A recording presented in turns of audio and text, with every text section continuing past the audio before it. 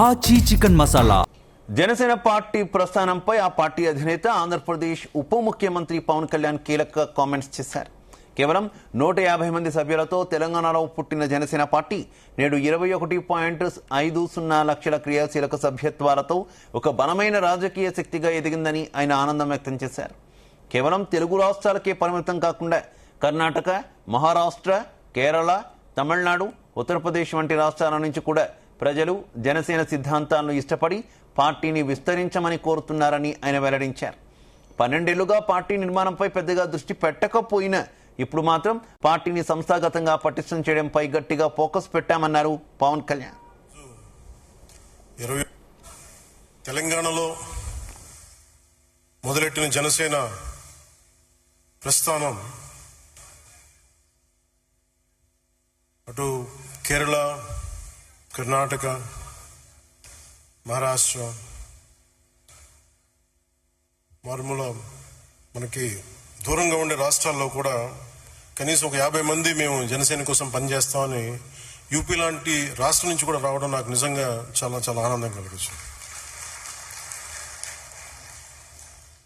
150 మందితో ప్రారంభించిన తెలంగాణలో ప్రారంభించిన జనసేన ఈరోజు 21 లక్షల పైచీలకు సభ్యులతోటి, ఉద్యమీ సభ్యత్వంతో ఈరోజు ఇక్కడికి మిమ్మల్ని ఈ సందర్భంలో కలవటం చాలా చాలా ఆనందంగా. ఇందాక రాగానే అడిగిన ఆరోగ్యం ఎలా ఉందని, ఆరోగ్యం బాగుంది. చెప్పాలి కదా నాకు, అంటే ఆరోగ్యం ఎలా ఉంది ఇవన్నీ అంటే కారణాలు ఏంటి అని అంటుండే మన వాళ్ళు ప్రేమతోటి నా భుజాలు లాగేశారు. సో నాకు లాస్ట్ 2-3 ఇయర్స్లో ఏమైందంటే ఎలక్షన్ ముందు నుంచి కూడా 1 ఇయర్ ముందు నుంచి కూడా తిరగటం వల్ల ఒకటి కరోనా టైంలో నాకు ఈ కరోనా రావడం, ఒకటి ఈ లంగ్ ఇన్ఫెక్షన్ పోలేదు, అలా ఉండిపోయింది, అదొకటి.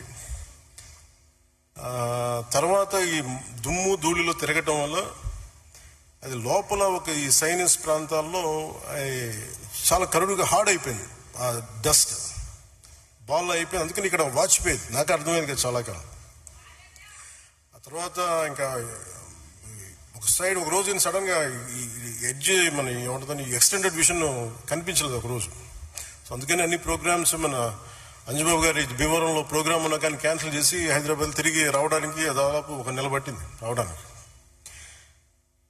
అలాగే మిగతా వచ్చాం కదని చెప్పి ఏంటంటే ఇబ్బందులు ఉన్నాయి అన్ని చేయించుకుంటే ఈ 2 భుజాల మధ్య కూడా టేర్ వచ్చేసింది. వాళ్ళు అడిగారు ఎట్లా క్యాల్సిఫికేషన్ కూడా వచ్చేసింది 2 భుజాలు, మన భుజాల్లో ఎట్లా వచ్చింది అని అడిగితే ఏం లేదు, నన్ను మా వాళ్ళు ప్రేమతో లాగేశారు అన్న అని చెప్పి, ఒకళ్ళు ఇట్లా ఆగుతారు అట్లా ఆగుతారు. అంటే అంతకు మించి నాకు వేరే కారణాలు కనిపించలే. ఎందుకంటే ఒకసారి మధ్యలోకి వెళ్తున్నప్పుడు షేక్ హ్యాండ్ ఇస్తే వదలరు కదా, ఆ లాగటంలో ఎంత బలంగా గుంజుతారంటే కండ తెగిపోయేంత. కాదు మీరు ప్రేమగా కండ తెగొట్టిన పర్లేదు, ప్రేమతో తీసుకుంటాం. ఎందుకంటే హీలింగ్ కూడా మీరే చేస్తారు కాబట్టి. తెలంగాణలో మొదలెట్టిన